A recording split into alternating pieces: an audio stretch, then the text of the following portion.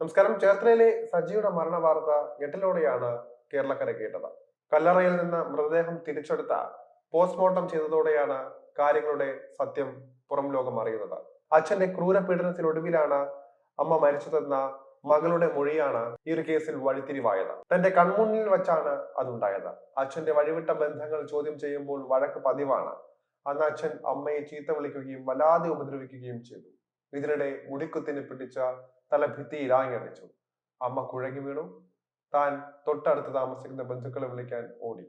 അവരുമൊത്ത് തിരികെ വന്നപ്പോൾ ഒന്നുമില്ല എന്ന് പറഞ്ഞ് അച്ഛൻ അവരെ പറഞ്ഞു വിട്ടു.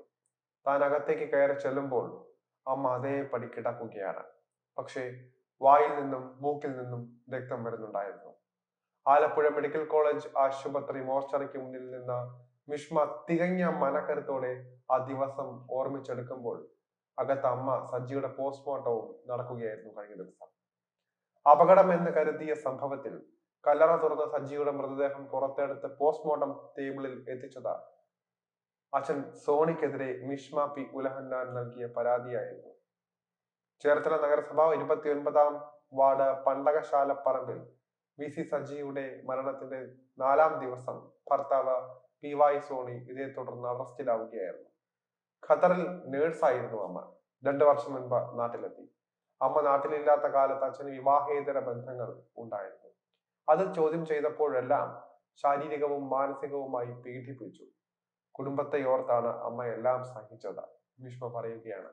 സംഭവം നടന്ന ജനുവരി 8-ന് മദ്യപിച്ചാണ് അച്ഛൻ വീട്ടിലെത്തിയത്. വിവാഹേതര ബന്ധത്തെ പറ്റി പറഞ്ഞ വലിയ വഴക്കായി. അമ്മയെ അച്ഛൻ ഉപദ്രവിച്ചപ്പോൾ താൻ പോലീസ് കൺട്രോൾ റൂമിൽ വിളിച്ചു. അവർ തിരികെ വിളിക്കുമ്പോൾ ബന്ധുക്കളെ വിളിച്ചു കൂട്ടി താൻ അമ്മയെ ആശുപത്രിയിൽ കൊണ്ടുപോകുന്ന തിരക്കിലായിരുന്നു. അതിനാൽ കോൾ എടുക്കാൻ സാധിച്ചില്ല. അവർ വീണ്ടും വിളിച്ചപ്പോൾ അച്ഛനെ ഭയന്നും അമ്മ രക്ഷപ്പെട്ട ജീവിതത്തിലേക്ക് തിരിച്ചു വരുമെന്ന പ്രതീക്ഷയിലും താൻ അന്നുണ്ടായ കാര്യങ്ങളെല്ലാം മറച്ചുവെച്ചു. അമ്മ ഗോവണിപ്പടിയിൽ നിന്ന് വീണെന്നാണ് പറഞ്ഞത്, മിഷ്മ ഓർക്കുകയാണ്. അടിയന്തര ശസ്ത്രക്രിയയ്ക്ക് ശേഷം അമ്മയുടെ നില മെച്ചപ്പെട്ടെങ്കിലും പിന്നീട് പനിയും ഹൃദ്രോഗബാധയും ഉണ്ടായി. വെന്റിലേറ്ററിന്റെ സഹായത്തോടെയാണ് ജീവൻ നിലനിർത്തി വന്നത്.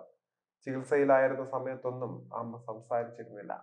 കൂടുതലും അബോധാവസ്ഥയിലായിരുന്നു. ഈ ഒരു മാസവും എല്ലാ കാര്യങ്ങളും നോക്കി അച്ഛൻ ആശുപത്രിയിൽ ഉണ്ടായിരുന്നു. ഇടയ്ക്ക് ഫോണിൽ അച്ഛന്റെ ശബ്ദ സന്ദേശം തനിക്ക് കിട്ടി, അച്ഛന്റെ വിവാഹേതര ബന്ധത്തെ പറ്റി പറഞ്ഞുകൊണ്ട്.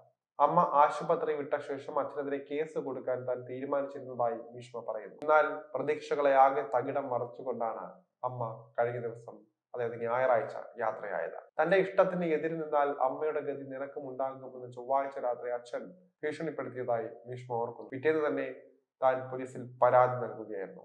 ഈ ഒരു മകളുടെ നിശ്ചയദാർഢ്യത്തെ തുടർന്നാണ് ഈ കൊടൂര ക്രിമിനലായ സോണി എന്ന ഇവരുടെ സജിയുടെ ഭർത്താവ് പോലീസിന്റെ കരങ്ങളിൽ എത്തുന്നത്.